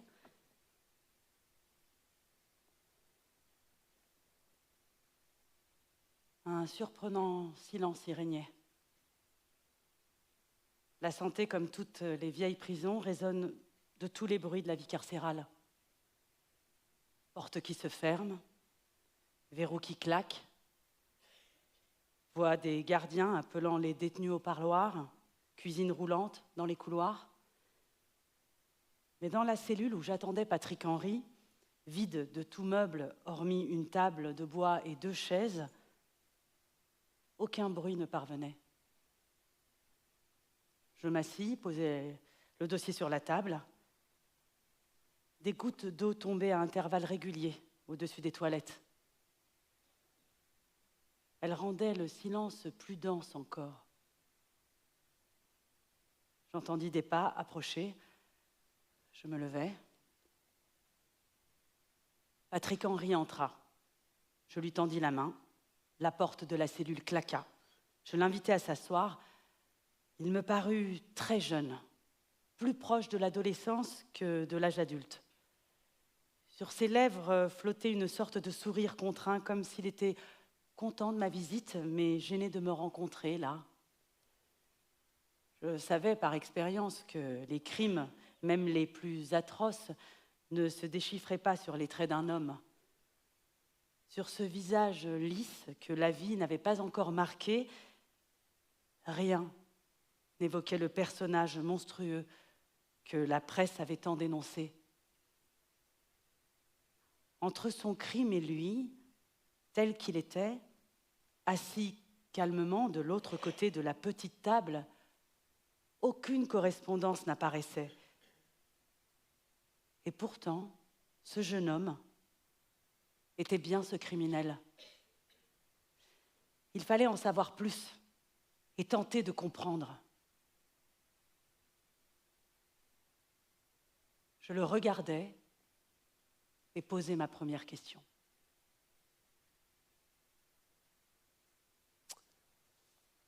Le procès Klaus Barbie. Le procès Klaus Barbie présentait des défis considérables pour notre justice. Défis judiciaires. Pour la première fois, on allait juger en France des crimes contre l'humanité. Les faits remontaient à 40 ans, la tâche serait difficile pour jurés et magistrats de se prononcer sur des actes commis à une époque tragique qu'ils n'avaient pas connue.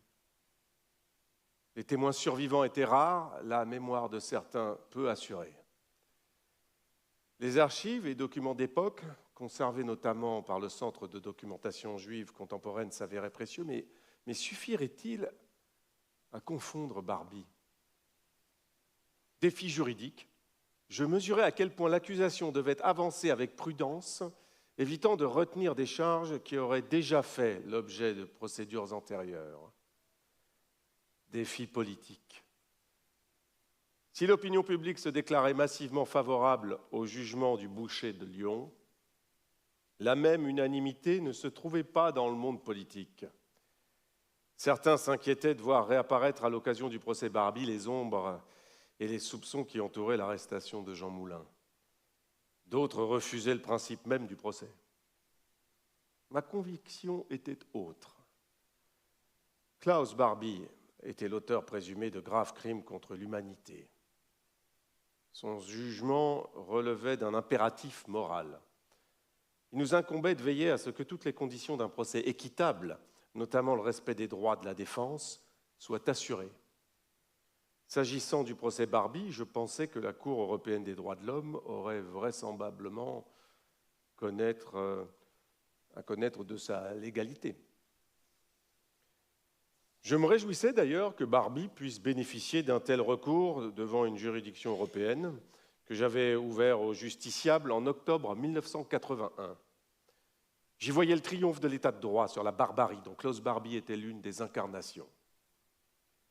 Comme il était prévisible, quelques nostalgiques de la peine capitale s'étaient précipités pour demander son rétablissement à l'encontre de Barbie et au mépris de la non-rétroactivité. Pour ma part, que le chef de la Gestapo de Lyon finisse ses jours au fond d'une prison me paraissait une victoire morale sur les hommes de sang, de torture et de mort. Restait un problème personnel que je taisais. Klaus Barbie avait été le chef de la Gestapo de Lyon. Or, c'est à Lyon, rue Sainte-Catherine, le 9 février 1943, qu'avait été arrêté mon père, avec d'autres juifs, lors d'une rafle. Déporté, mon père était mort au camp d'extermination de Sobibor. C'était donc l'assassin de mon père que le destin avait conduit par des voies extraordinaires jusqu'à moi, qui avait la responsabilité première, comme ministre de la Justice, de veiller à ce qu'il soit jugé conformément au droit. Quelques mois après le retour à Lyon de Klaus Barbie, je reçus sous pli personnel du procureur général Truche la photographie d'un document du dossier dont il souhaitait que je prenne connaissance. C'était l'ordre de déportation des Juifs arrêtés rue Sainte-Catherine. Le nom de mon père, Simon Badinter, y était inscrit. Le document était signé Klaus Barbie. Mon père était l'un de ces Juifs russes, né avant le début du XXe siècle, étudiant pauvre à Moscou, qui voulait voir dans la République française une sorte de culte dont ceux qui ont connu ces immigrés ont mesuré l'intensité. Seul dans mon bureau de la chancellerie, je contemplais cet ordre de mettre à mort mon père. Car Barbie savait ce que déporter un juif signifiait, lui qui répétait « fusiller ou déporter, c'est la même chose ». Souvent, j'avais entendu des partisans de la peine de mort lancer « Si c'était un de vos parents que l'assassin avait tué, vous ne parleriez pas comme vous le faites ». J'étais arrivé à ce point extrême où se mesure la force d'une conviction. À ce moment, pas plus qu'à un autre, je ne regrettais d'avoir tant lutté pour l'abolition. J'ai adressé une photographie du document à mon frère Claude, mais je me gardais de le montrer à ma mère. À quoi bon raviver sa douleur ?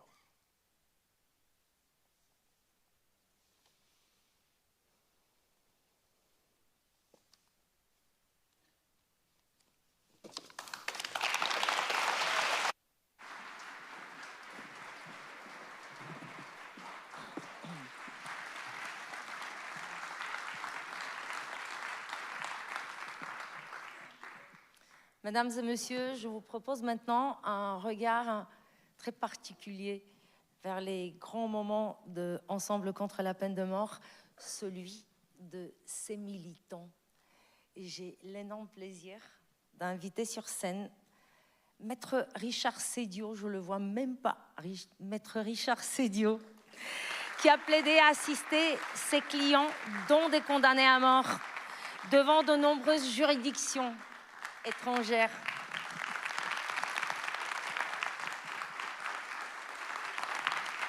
Quel plaisir de te voir.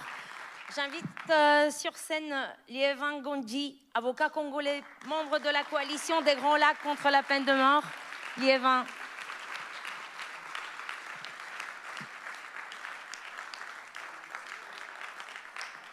Et j'aurai le plaisir aussi d'inviter Émilie à Berlin de l'Agence française du développement. S'il vous plaît, Émilie, merci. Je vous en prie, messieurs.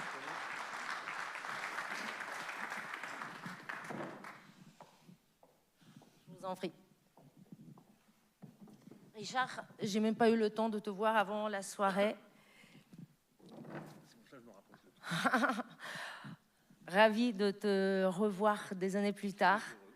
Et tu sais, là, je pensais à une chose. Je ne sais pas combien de dizaines d'interviews je t'ai organisées pendant que je travaillais au CPM et je ne t'ai jamais interviewé, toi. Ah ben là, c'est le moment. Enfin. Richard, on a eu des moments super critiques. Je tremblais pendant les interviews que je t'avais organisées. Des moments vraiment critiques, surtout lors de la campagne, la grande lutte pour sauver Serge Atlaoui. Richard, comment tient un avocat d'un condamné à mort? Merci, Desislava. Je dois dire que ce combat pour l'abolition est un combat qui me touche de plus en plus après toutes ces années. Je ne suis pas là d'y participer. Avec ECPM, j'ai rencontré ECPM il y a maintenant 25 ans, et je dois dire que je suis toujours absolument surpris par l'enthousiasme et l'audace de cette association. Et je pense sincèrement, si tu veux qu'on parle un peu du procès de Serge, que le soutien de cette association a été absolument incroyable, permanent, remarquable, terriblement audacieux, parce que nous avons pris, non pas des risques, mais des initiatives qui ont, je crois, permis de le sauver. Il faut tout de même se souvenir qu'à un moment donné, alors que j'étais parti 3 jours en Mauritanie, Sabine m'a appelé en me disant « Richard, Serge va être exécuté, il veut vous voir, rentrez ». Je suis rentré précipitamment, et une fois arrivé à Paris, nous avons décidé, elle et moi, qu'il était préférable que je reste à Paris pour participer à cette médiatisation, alors qu'elle était sur place pour prendre les contacts qu'il fallait. Et alors, grâce à ton soutien, Lisislava, qui a été absolument extraordinaire, je n'y ai pris aucun plaisir, mais il fallait le faire. J'ai enchaîné ces interviews les unes après les autres. Je me souviens un soir être rentré dans ma chambre d'hôtel à Paris, avoir dû faire, je crois, 3 émissions de télévision. Alors on vous maquille quand on arrive, mais on vous démaquille pas quand vous partez. On vous tend une lingette, mais comme je ne suis pas très habitué, j'étais pas très doué, et donc je suis arrivé dans ma chambre d'hôtel épuisé après ces journées. Je ressemblais à un vieux travelot. Et puis j'ai dormi quelques heures pour recommencer le lendemain. Vous voyez, un matin, je suis rentré sur un plateau de télévision et Madame Tissier, qui était ensuite avocat général à Cour d'appel de Paris et qui travaillait à l'époque en magistrat détaché pour le Quai d'Orsay, m'a appelé en me disant « Elcédio, je voulais vous le dire, il est sorti de la liste de ceux qui vont être exécutés. » Et je lui dis « Mais pourquoi lui ? Car c'était le seul. » Et elle m'a dit « Vous voyez, je crois que nous n'avons fait aucune erreur. Et si nous n'avons fait aucune erreur, nous le devons aussi, je dois le dire, à la diplomatie française et vraiment à ECPM, dont je suis très fier d'être aux côtés depuis si longtemps. Si tu le permets, tout à l'heure, quelqu'un a dit, et c'est très très juste, que Robert Badinter disait « L'abolition, c'est une affaire de militants, et je suis un militant. » Et il avait profondément raison. Mais un jour, il m'avait dit aussi, doucement, alors que nous étions tous les deux, « Vous savez, Cédillo, je pense quand même que pour ressentir au plus profond de soi la peine de mort, il faut avoir plaidé contre elle. » Et je pense qu'il avait raison. Mais tout ça, c'est toujours fait avec le soutien de CPM. Très rapidement, avec Éric Bernard, un de mes confrères qui est là, je le sais, et mandaté par ECPM. Vous pouvez l'applaudir. Nous sommes, il y a maintenant un certain nombre d'années, partis en Mauritanie pour participer à la défense de 40 opposants politiques que le président de l'époque voulait faire exécuter.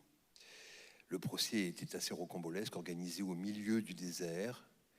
Et je dois dire que c'est parce que nous étions là-bas et parce que nous avons pu informer le président Chirac, qui à l'époque dirigeait la France, de ce qu'il s'est passé, qu'il est intervenu auprès du président mauritanien en lui disant « Attention, si une seule peine de mort est prononcée, les relations entre la France et la Mauritanie ne seront plus jamais les mêmes. » Ce serait plus romantique de dire que c'est une plaidoirie qui les a sauvés, mais c'est parce que CPM était là.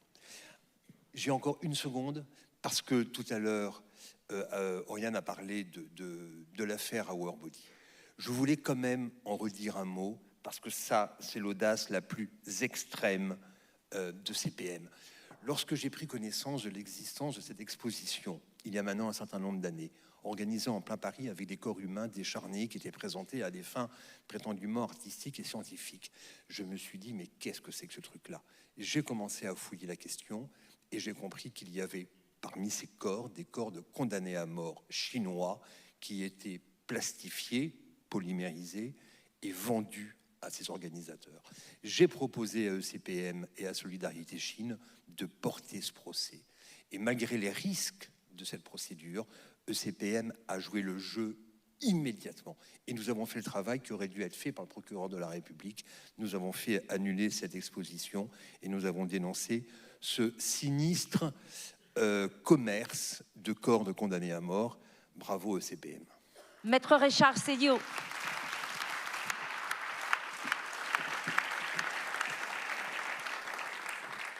Liévin, vous êtes l'une des grandes figures abolitionnistes en Afrique. Et j'aimerais bien qu'on parle un tout petit peu du début de votre parcours avec ECPM. Est-ce que c'est vrai qu'en 2007, en écoutant Radio France Internationale, vous entendez, mais complètement par hasard, parler du Congrès mondial contre la peine de mort à Paris? Vous prenez un billet d'avion et vous arrivez à Paris. Vrai? À peu près vrai. C'est ce qu'on m'a raconté. À peu près vrai parce que ce n'est pas 2007, c'est 2001.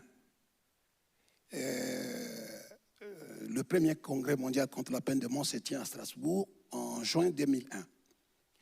Et donc, moi, je venais de créer Culture pour la paix et la justice en 1999 avec deux thèmes, la lutte contre l'impunité et l'abolition de la peine de mort. En réalité, c'est l'abolition de la peine de mort enrobée dans la lutte contre l'impunité parce que nous sommes dans un régime dictatorial. Et donc, quand j'apprends par RFI qu'il y a un congrès mondial contre la peine de mort à Strasbourg, heureusement que j'avais mon visa en cours, donc je paye mon propre billet et donc je me rends à Strasbourg et je participe à ce congrès mondial, le tout premier. Et depuis lors, je participais à tous les autres congrès mondiaux aux côtés des CPM. Êtes-vous optimiste? Comment ça va en Afrique? Qu'est-ce qui se passera? Il faut savoir qu'avec Richard, il a défendu le condamné à mort, mais il m'a même défendu moi. Il m'a défendu moi avec Éric Bernard parce que, militant contre la peine de mort, j'ai été poursuivi par le ministre de la Justice de l'époque. Et Richard est venu pour me sauver des griffes parce qu'il était entendu, une réunion était faite pour qu'à l'issue de la procédure, je sois amené à la prison. Il est arrivé, il a réglé la question. Donc, nous avons, avec Richard, à Montréal, réfléchi sur comment ressortir la situation des condamnés à mort dans les pays qui sont très obscurs, notamment en Afrique. Et c'est ainsi qu'avec l'appui des CPM, nous allons faire la mission d'enquête au Congo en 2005, dont les rapports vont permettre à SCPM et à CPJ de gagner les prix des droits de l'homme du gouvernement français, qui nous a été remis en décembre 2005. Et donc, je peux dire qu'il y a espoir parce que ça nous a permis, dès lors, de commencer à parler de la peine de mort en public et d'obliger même les autorités à venir, même s'ils venaient pour défendre leur position de rétentionniste, mais ils venaient quand même pour participer à nos réunions. Aujourd'hui, nous avons réussi à mettre en place des réseaux de députés contre la peine de mort, des avocats. Nous faisons d'ailleurs, avec l'appui des CPM, les assistances judiciaires où nous avons réussi à faire acquitter plus de 30 musulmans qui avaient été condamnés à mort dans un procès qui n'a duré qu'une nuit. Vous vous rendez compte? Donc, je peux dire qu'il y a de l'espoir, mais en même temps, avec notre aide, SCPM est arrivé à une grande victoire, on n'en parlait pas beaucoup, que la peine de mort soit non seulement abolie au Congo-Brazzaville, mais que l'abolition soit inscrite dans la Constitution. Donc, ça signifie qu'il y a des avancées. Mais au Congo c'est difficile. C'est difficile parce que ça évolue en dents de scie. Merci de votre intervention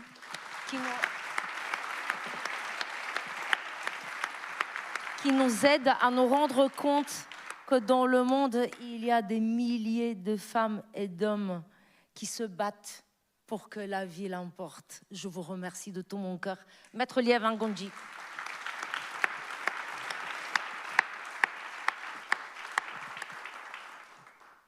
Bonsoir, Emilia Berlin. Il me paraît très intéressant comment les partenaires voient ECPM. J'aimerais bien qu'on parle d'un côté du programme Éduquer et d'une des campagnes clés, symboles de CPM. S'aimer n'est pas un crime. Comment vous, en tant que partenaire, quel regard portez-vous? Bonsoir à tous et toutes. Merci beaucoup pour l'invitation et l'association a cette table ronde militante.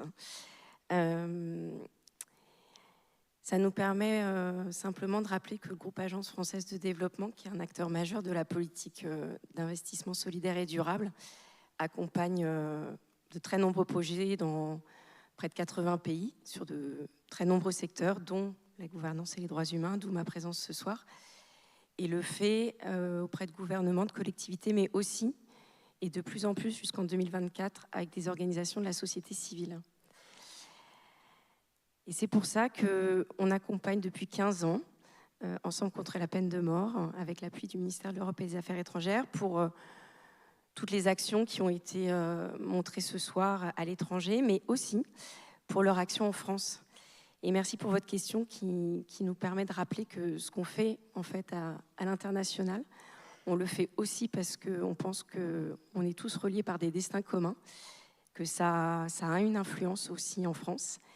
Et on soutient donc des programmes spécifiques pour sensibiliser les citoyens, les jeunes, le grand public aux enjeux de solidarité internationale en France. Donc depuis 2010, on accompagne Ensemble contre la peine de mort sur ce programme éduqué. Alors pourquoi on le fait ? On le fait parce qu'on pense que la peine de mort et surtout son abolition n'est effective que si elle l'est dans les consciences, et que c'est notre rôle aussi d'accompagner ces changements, que ça nécessite de le faire dans la durée, d'où ce partenariat sur ce programme-là depuis une dizaine d'années. On le fait aussi parce qu'on constate bien que le recul de l'état de droit n'a pas de frontières, et que, comme ça a été dit au démarrage de cette soirée, ce sujet-là est fragile. Il est fragile dans de nombreux endroits, mais également en France. Et puis, on le fait parce qu'on sait que ça marche. Et j'espère que nombreux sont ceux qui, ce soir, ont eu l'occasion d'assister à des témoignages de militants, de membres de la famille de personnes condamnées à mort, d'avocats. Ces témoignages que CPM organise souvent en milieu scolaire sont poignants. Et d'ailleurs, on a eu plusieurs exemples aujourd'hui à quel point cela peut changer une vie, changer un point de vue. Et si on le fait, c'est aussi parce qu'on pense qu'au travers du sujet de l'abolition de la peine de mort, on peut aborder plein d'autres enjeux qui sont importants aujourd'hui sur notre capacité à vivre ensemble. Des enjeux de discrimination, des enjeux sur le rôle de la justice, des enjeux aussi sur notre capacité à avoir un débat ouvert, éclairé et apaisé. Donc on est très heureux de pouvoir le faire depuis 2014 avec vous. Merci. Emilia Berlin de l'Agence française de développement, Maître Liev Ngondji, Maître Richard Sédio, applaudissements à vous. Merci. Pour Richard, juste vous dire, je refuse jamais. Soir, merci, tu es un amour. Je voudrais dire deux toutes petites choses. Le CPM a également été très active à l'occasion des condamnations à mort en Irak. Et je tiens à saluer mon confrère et ami Mathieu Bagard, qui est dans la salle, avec lequel je défends certains ressortissants français détenus en Irak, dont la peine a été commuée, mais nous savons que certains autres vont être condamnés à nouveau très prochainement. Et puis enfin, parce que j'en reviens, je voulais vous dire qu'aujourd'hui, une peine de mort a été prononcée en Tunisie, et que c'est évidemment un signe dramatique donné à ce pays qui était sous moratoire depuis 1991. Je pense donc profondément à mes amis tunisiens ce soir. Merci Richard.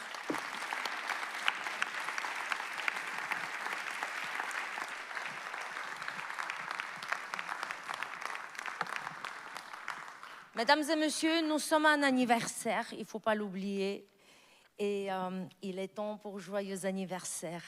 Alix, vidéo.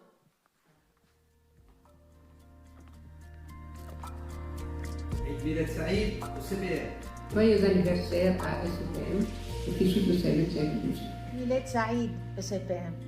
Lianzi, SPM. Selamat ulang tahun ICPM. SPM Bembeliazo. Pelafe ingamdi. Bokundo libolamu Boakokelama SPM.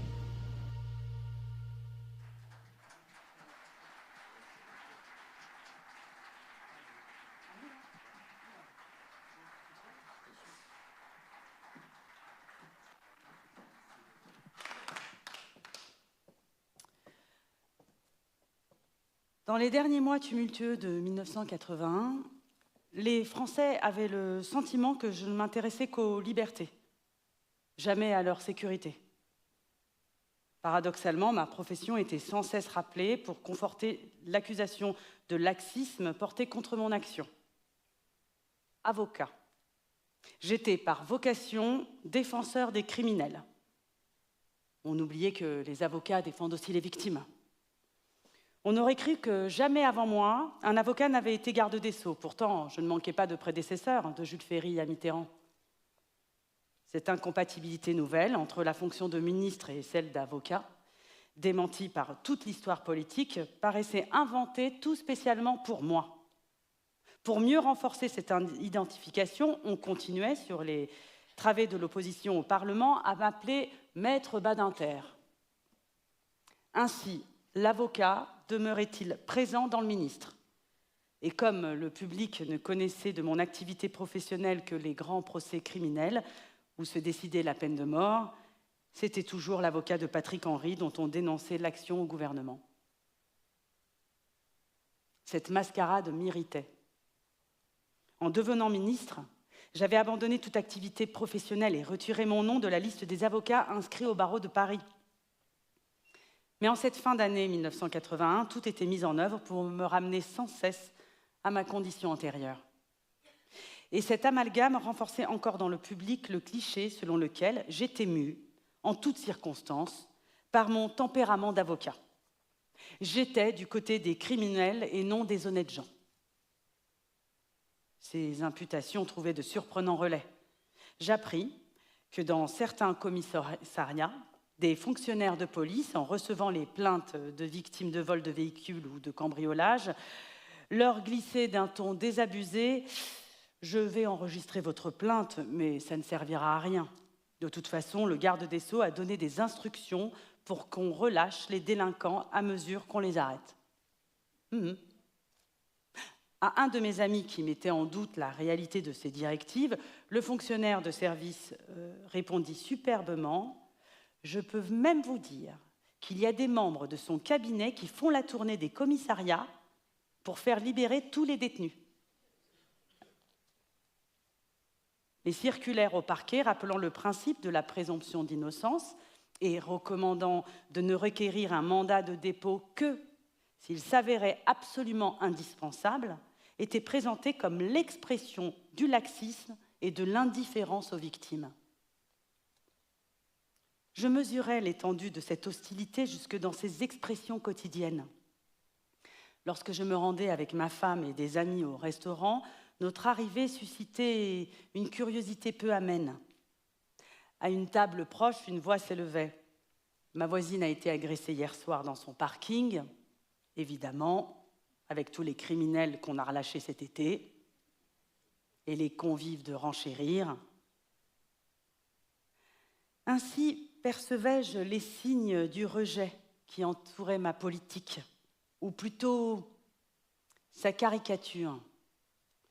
Le président de la République me le rappelait volontiers avec un sourire ironique. Il paraît que vous n'êtes guère populaire. J'affectais l'indifférence et continuais sur ma lancée. Mais cela me touchait plus que je ne le laissais paraître. Je n'avais pas la faiblesse de vouloir être aimée, mais de là à aimer être détestée. Je savais à présent que la justice pouvait tuer. Je l'avais vu à l'œuvre. J'avais été incapable de l'empêcher. Cette pensée-là, j'en étais comme possédé. Mon angoisse de mort de la nuit précédente, refoulée par les habitudes et les contraintes du jour, m'envahissait de nouveau dans ce train qui roulait dans la nuit. Je fermais les yeux et perçus avec plus d'intensité encore qu'à l'aube que dorénavant, aussi longtemps que la peine de mort ne serait pas abolie en France, je la combattrais de toutes mes forces. J'avais conscience que cette lutte-là serait pour moi un engagement premier, total. sans que je parvienne à distinguer ce qui, dans son intensité, relevait de la culpabilité que je ressentais à l'égard de Bontemps, ou du fait que je savais à présent ce qu'était la réalité de la peine de mort. Jusque-là, j'avais été un partisan de l'abolition. Dorénavant, j'étais un adversaire irréductible de la peine de mort. J'étais passé de la conviction intellectuelle à la passion militante.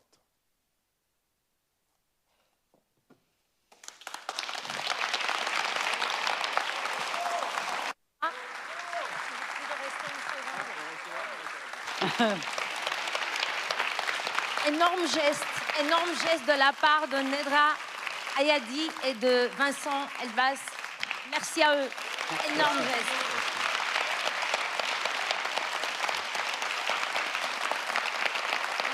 Merci. Merci beaucoup, mon cœur. Merci. On arrive à la fin. Et j'ai le plaisir d'inviter sur la scène Madame la Présidente et Monsieur le Directeur. Aminata Raf, c'est à vous.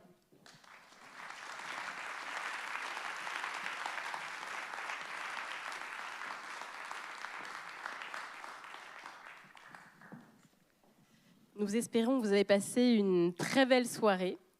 Moi, personnellement, je n'ai pas vu le temps passer et j'ai le cœur vraiment gonflé d'émotions et d'énergie pour les 25 prochaines années. Et, sauf si l'abolition est abolie, la peine de mort est abolie avant.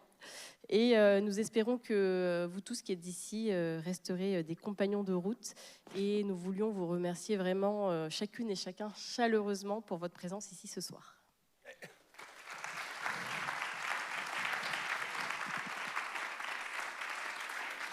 Nous partîmes 500, mais par un prompt renfort, nous nous vîmes 3000 en arrivant au port. C'est un peu comme Rodrigue, là. Je me sens comme Rodrigue.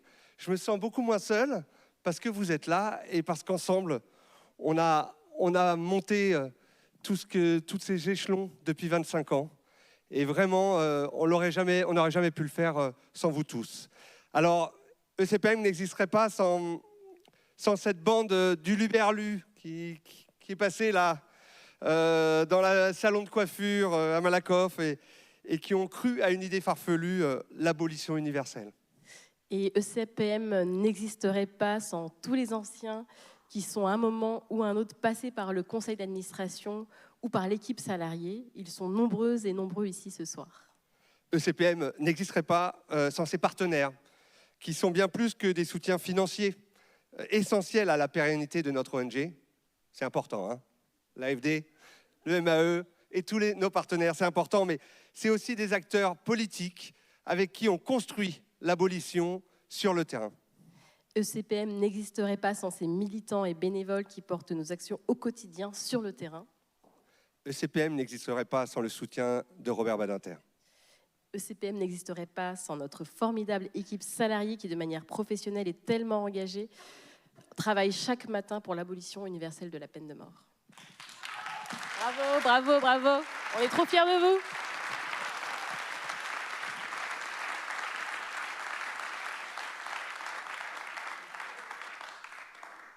Alors, c'est un petit message personnel. ECPM n'existerait pas, en tout cas pas sous cette forme-là, sans mes acolytes, mes camarades, qui m'accompagnent depuis plus de 17 ans, à la tête de CPM.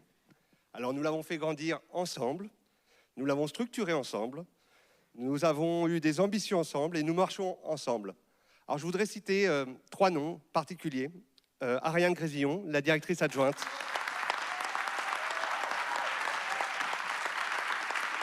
Nicolas Perron, le directeur des programmes. Et Nadège Poulain, la directrice administrative et financière. Merci, merci d'être là depuis si longtemps. Et je voulais dire que ECPM... Alors moi aussi, je tiens à saluer ma formidable équipe du conseil d'administration et du bureau, qui sont aussi là.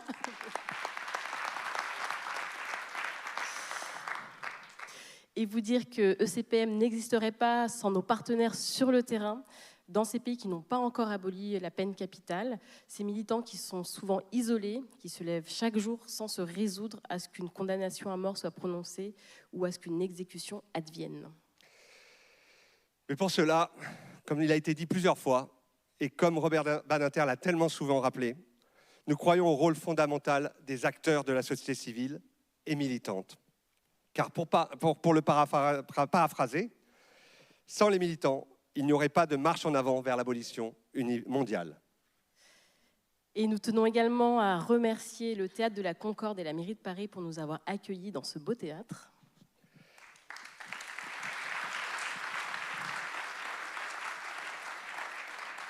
Je voudrais vraiment, encore une fois, des remerciements spéciaux pour nos deux formidables acteurs, Vincent Elbaz et Naïdra Ayadi. Encore, vraiment, merci à eux. Et nous voudrons remercier Albert Marquez, son musicien, et surtout Kiss Lamar.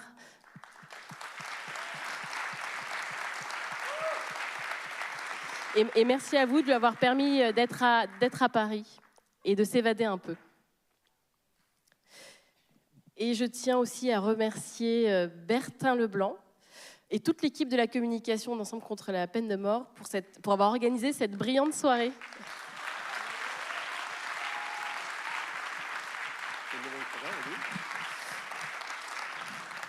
Et vous dire avant de vous quitter qu'on vous donne rendez-vous pour le 9e Congrès mondial contre la peine de mort qui aura lieu à Paris du 30 juin au 2 juillet 2026.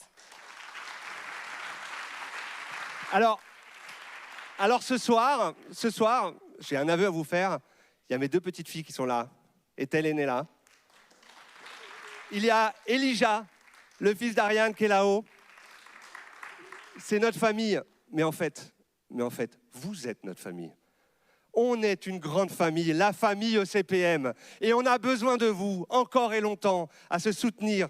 Alors on vous invite à donner, à adhérer et à militer pour l'abolition de la peine de mort à nos côtés.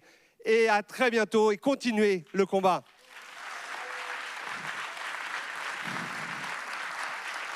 Et un grand merci.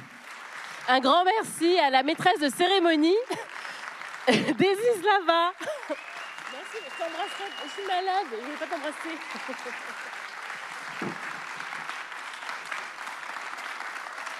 Moi, j'ai eu le privilège d'ouvrir cette soirée et j'ai le privilège de la clôturer. Merci à toutes et à tous d'avoir été là, ensemble.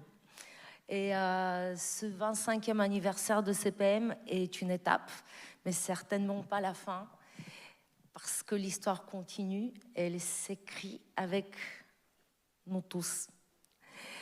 Et l'abolition universelle est possible, et tant qu'on sera ensemble, elle est certaine. Je vous souhaite une très belle soirée. Merci.